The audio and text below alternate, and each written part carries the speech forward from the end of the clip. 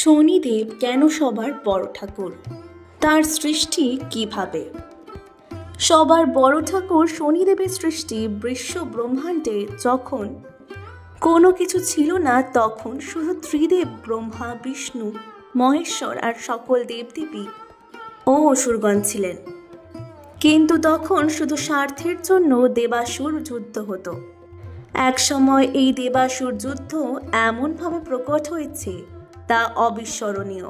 শেষ পর্যন্ত সেই যুদ্ধের সমাপ্তির জন্য স্বয়ং মহাদেবকে আসতে হলো, আর তিনি এই যুদ্ধের সমাপ্তি করেন। তখন যে যার কর্ম করত, আর কর্মফল বা ন্যায় করার জন্য কেউ ছিলেন না। স্বয়ং ব্রহ্মা, বিষ্ণু, মহাদেব তখন নিজেরাই এই দায়িত্ব পালন করতেন। কিন্তু এভাবে চলতে দেওয়া যায় না, এর কোনো উপায় বের করতে হবে। তখন ত্রিদেব মিলে কর্মফলদাতা বা ন্যায়কর্তা সৃষ্টি করার জন্যে পদক্ষেপ নিলেন। আর তার জন্ম হবে নিরপেক্ষ সূর্যদেবের ঘরে, কারণ সূর্যদেব তার প্রকাশ কোনো স্বার্থ ছাড়া সবার মধ্যে ছড়িয়ে দিতেন। শনিদেবের পিতামাতা। তারপর এদিকে সূর্যদেবের স্ত্রী সংজ্ঞা সূর্যের তেজ সহ্য করতে পারতেন না, এবং তার জন্য দেবী সংজ্ঞা পিতা বিশ্বকর্মার কাছে গিয়ে এর ঔষধি খুঁজে পায়। কিন্তু বিশ্বকর্মা সেই ঔষধি দেবী সংজ্ঞাকে না দেওয়ার প্রতিজ্ঞা করেন। তারপরেও দেবী সংজ্ঞা সেই ঔষধি চুরি করে নিজের ছায়ার উপর ছিটিয়ে দেয়, আর সেই ঔষধি থেকে দেবী সংজ্ঞার একই রূপ দেবী ছায়ার সৃষ্টি হয়। তারপর দেবী সংজ্ঞা বহু বছরের জন্য তপস্যায় চলে যান, যাতে তিনি সূর্যদেবের তেজ সহ্য করতে পারে। এইদিকে সূর্যদেব দেবী ছায়াকে দেবী সংজ্ঞা ভেবে তার সাথে দিন যাপন করেন, আর তাদের সংসারে শনিদেব তথা কর্মফলদাতা বা ন্যায়কর্তার জন্ম হয়।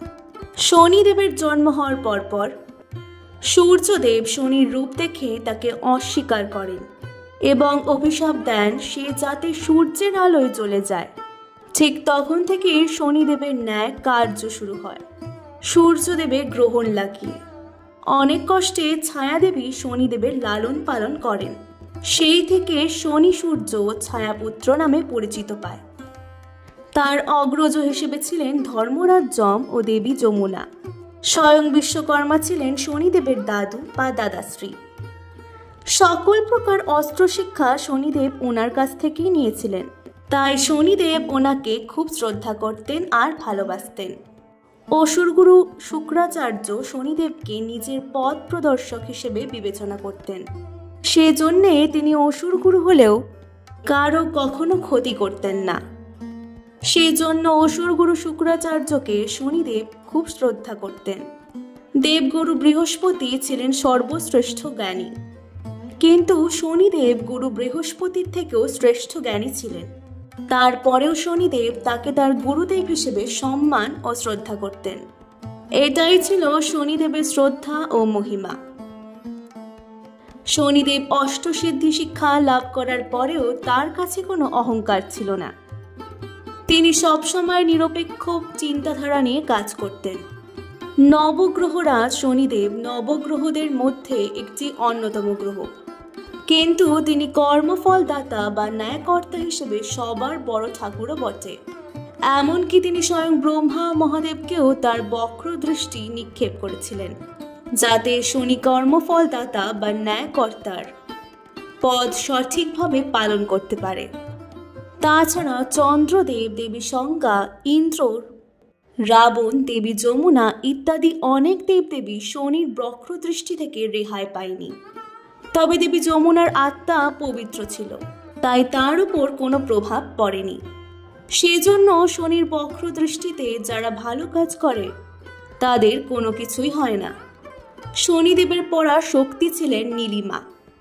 সেই নীলিমাকেও সুকৌশলে তার শক্তিতে যুক্ত করেন, তাতে শনিদেব আরও কঠোর ও শক্তিশালী হয়ে ওঠেন।